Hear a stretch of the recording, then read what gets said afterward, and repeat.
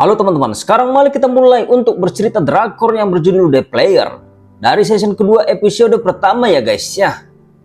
Episode pertama. Oh ya, sebelumnya jangan lupa like, share, dan subscribe dulu untuk channel Gado-Gado ini ya guys ya. Terima kasih, mari kita lanjut saja untuk ceritanya. Sekelompok pemuda yang merencanakan perampokan di sebuah gedung perkantoran untuk merampok sebuah patung Buddha.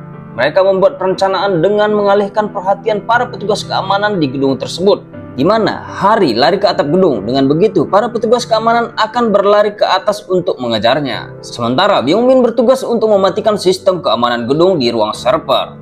Lalu kemudian Ji-won akan melakukan pengambilan patung Buddha itu setelah Byung-min berhasil mematikan sistem keamanan gedung. Sementara Ryung mengemudikan sebuah mobil bertugas untuk menjemput mereka. Namun keadaan tidak berjalan mulus. Ternyata tidak semua petugas keamanan yang mengejar Hari ke atas atap.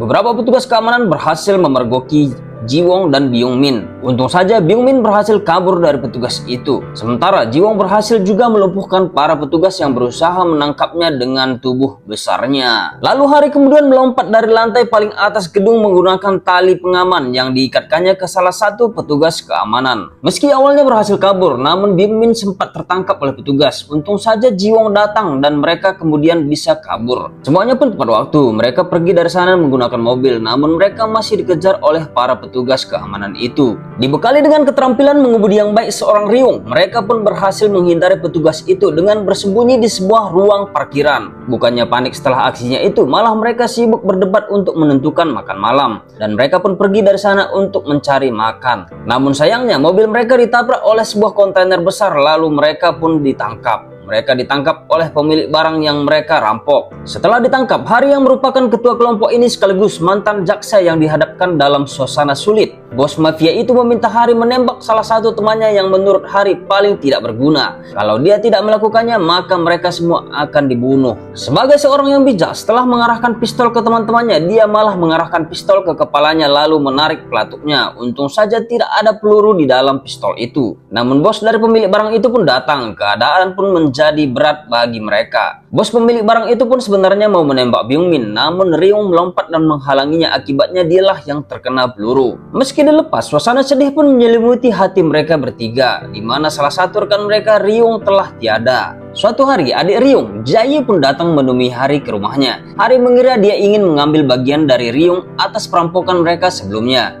Dia malah menolaknya, bahkan dia berkata dia ingin bergabung untuk menggantikan kakaknya itu. Hari dan lainnya pun menolak hal itu, mungkin tidak mau hal serupa kembali terjadi lagi. Setelah Jae pergi dari sana, dia kemudian menelpon Hari dan berkata sepertinya dia tidak bisa bertahan di sana. Hari pun terkejut, benar saja setelah melihat dari kamera pemantau di sekitar rumah mereka sudah banyak mobil patroli polisi berkeliling. Tentu saja hal ini membuat mereka bertiga kocar-kacir untuk berlarikan diri. Di luar, Jae sudah menunggu di mobil. Dia berkata dia akan memberikan mereka masuk dan memberi tumpangan jika memperbolehkannya bergabung. Meski awalnya menolak, namun mereka bertiga akhirnya tidak punya pilihan lain selain mengiyakannya karena polisi sudah dekat.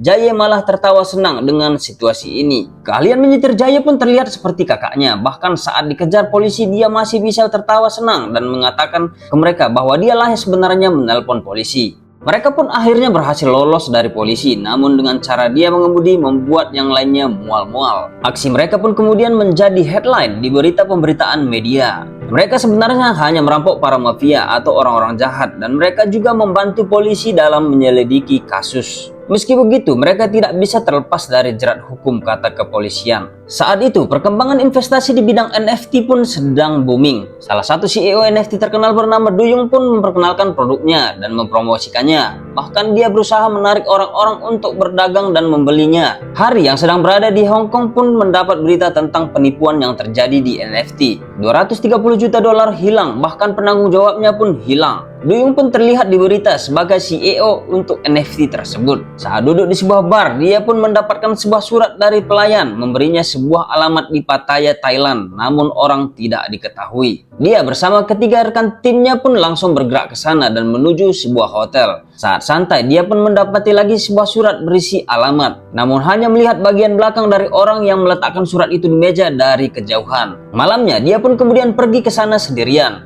Di sana dia pun bertemu wanita itu. Wanita itu bernama Somin. Setelah selesai minum dan mengobrol di bar, mereka pun pergi ke kamar hotel sepertinya untuk bercocok tanam guys. Awalnya Hari mau menyembunyikan keadaan Somin di kamarnya, namun teman-temannya curiga dan menggeledah kamarnya. Untung saja mereka pun tidak menemukan Somin dan dia pun diselamatkan karena selembar undangan sebuah pesta di atas meja, di mana acaranya di Villa Doyong. Fokus rekan-rekannya pun buyar karena mau ikut ke sana. Di sana mereka pun disambut oleh Somin. Somin juga lah yang memberikan informasi seputar Doyong. Somin pun bertanya apakah Hari mempunyai pacar, namun Hari langsung menjawab, "Apa kau menyukaiku?" Somin pun langsung membantah dengan berkata, "Kau bukan tipeku." Tentu saja hal itu membuat Hari merasa tertantang. Bahkan dia berkata dengan pede kalau penampilannya melampaui sebuah tipe.